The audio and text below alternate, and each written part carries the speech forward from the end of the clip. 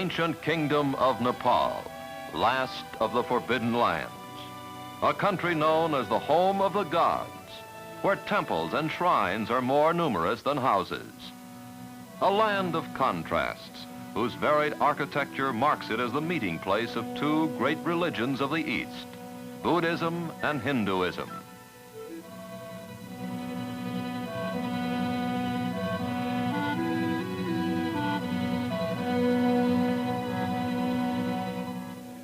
A land where primitiveness and ritual go hand in hand with friendliness and laughter.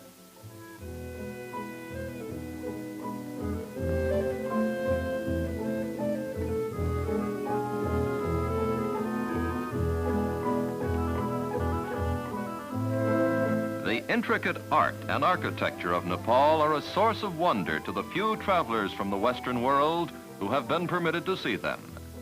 They bear testimony to the genius of a tribe of master craftsmen, the Newars, the original inhabitants of Nepal.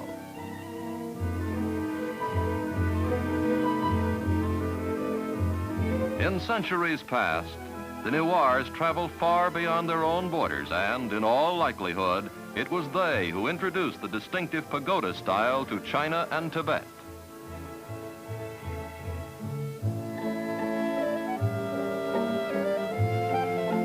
One of the crowning achievements of Newar architecture is the Temple of Bodhina, the magnet of all the great Buddhist pilgrimages. Fluttering prayer papers give the temple a festive air, while the glaring eyes of Buddha remind the faithful that their activities are being watched.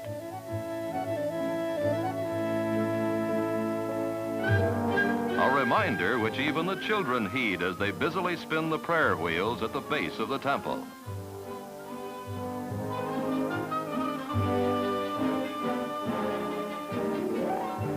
The 7 million inhabitants of Nepal live in a country ringed by mountains and guarded by jungle.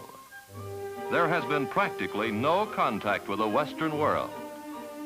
For hundreds of years, each generation has known a primitive way of life, hardly any different from that of the generations preceding it.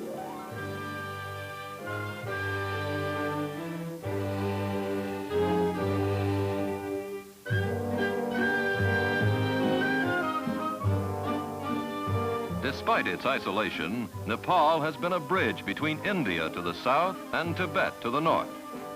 The mixture of these two civilizations has resulted in a bewildering variety of Nepalese costumes, customs, complexions, and, of course, eating habits.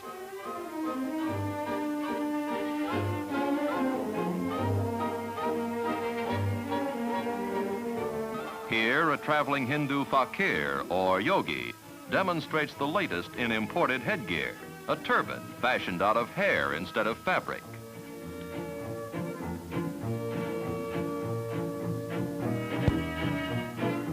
Ah, a perfect fit. This hairdo is much simpler. Only a top knot remains to lift the youngster to heaven should he die. Like women everywhere, the fair sex of Nepal have a flair for decoration.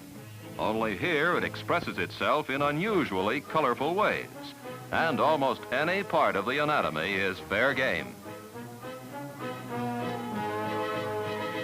The Nepalese housewife has good cause for smiling. She's her husband's bank account. Instead of salting away his capital, hubby invests it in jewelry. A man's wealth can actually be gauged by the decorations sported by his ever-loving spouse.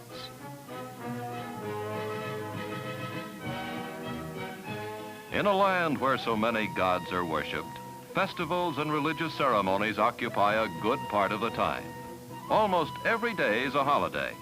Some of the festivals are not only gay like this one, but also gory, like the annual Hindu festival of the Dasara, during which hundreds of buffaloes are decapitated as sacrifices to the goddess Durga. A wedding is also an occasion for celebration. It's an expensive affair, but not for the blushing bride. Her trousseau and ornaments are paid for by the groom, who also foots the bill for all the expenses of the elaborate ceremony.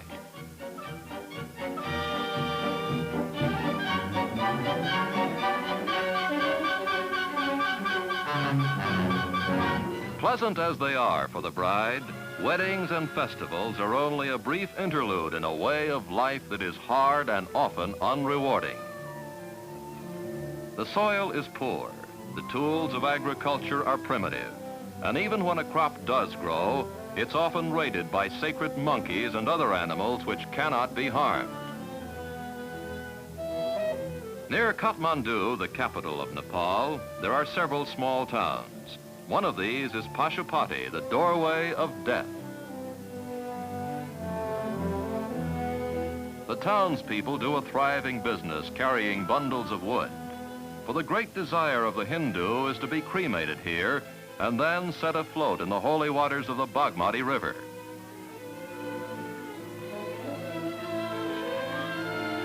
For the living, the Bagmati serves to cleanse not only the soul, but also the laundry.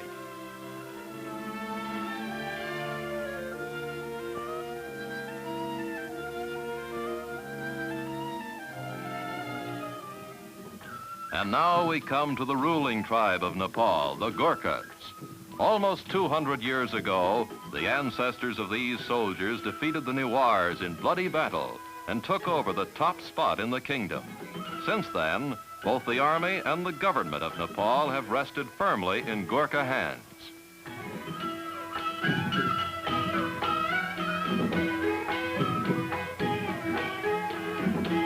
Despite his fondness for dancing while dressed in Milady's finery, the Gurkha is considered one of the toughest fighting men in the world.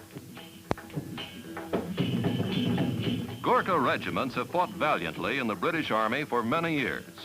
During the First World War, a quarter of the male population of Nepal, some 200,000 Gurkha soldiers left their women, families, and entertainment behind and distinguished themselves in combat abroad.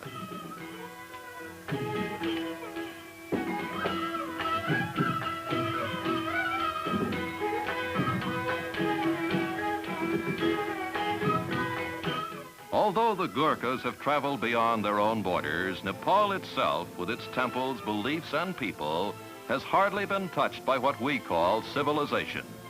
It remains a land of savagery, simplicity, and beauty.